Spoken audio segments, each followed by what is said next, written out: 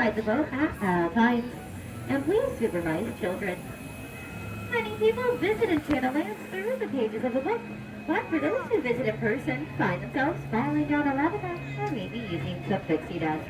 Now it might look like we're about to be swallowed up by Monster of the Whale, the same way that swallowed Geppetto and Pinocchio. But don't worry, we're about to be transported into a magical world called Storybook Land. No.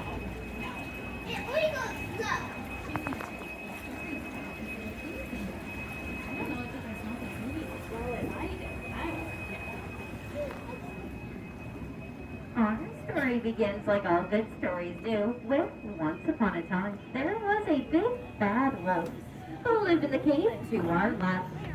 Luckily, the three little pigs lived all the way on our right, in their houses made of straw, sticks, and guaranteed wolf-proof brick. Which one did the wolf get?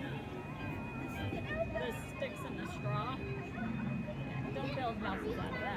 Just around the river bend, and to our left is a quaint English village where Alice on one golden afternoon found herself following a very late white rabbit down the rabbit hole. And things just got curiouser and curiouser from there.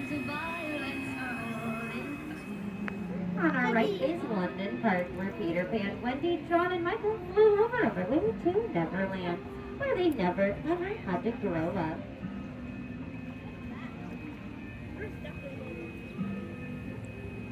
Straight ahead is a shiny, shimmering, splendid city of Agrabah, where a street ride named Aladdin fell in love with Princess Jasmine, who had escaped the palace walls. That's where Jasmine.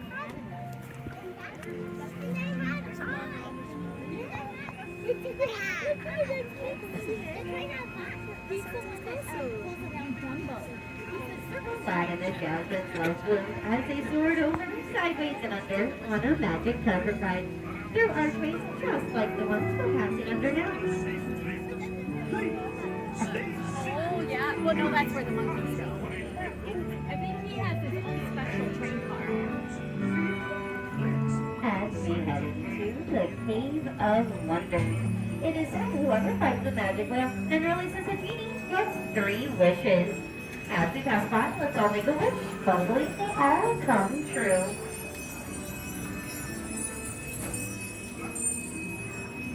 Snow White wished to get away from the evil queen. Her wish was granted, but the 7 dwarfs, in repayment for her kindness, allowed her to stay in their cottage on the right.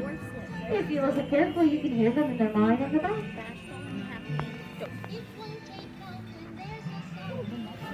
On our left is the blue chateau, is where Cinderella wished to go to the ball, but her stepmother forbade it.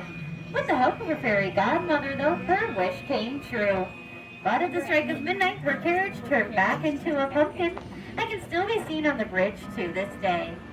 Once a glass slipper fit, Cinderella lived happily ever after with Prince Charming in the castle atop the mountain. It's so cool.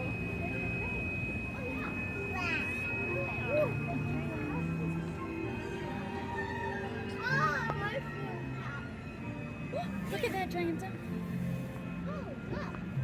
Some wish for happily ever after, others wish to simply fall asleep under hills of quilted flowers, just like the ones in our left, inspired by the 1933 Silly Symphony cartoon Lullaby Land. That's where Peter Pan and Wendy live. This is London Park.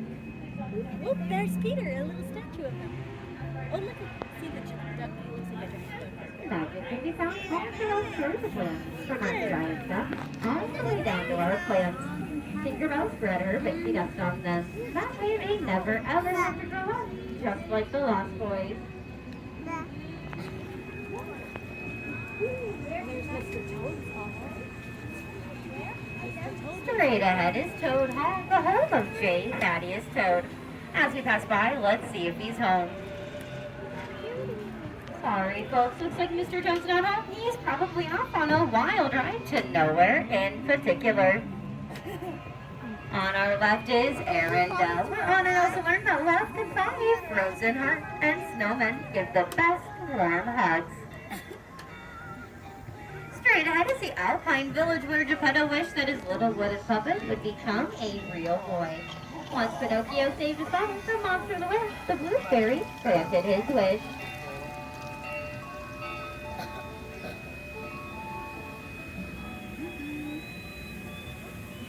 A witch, just like a little mermaid named Ariel, who wished to be part of our world.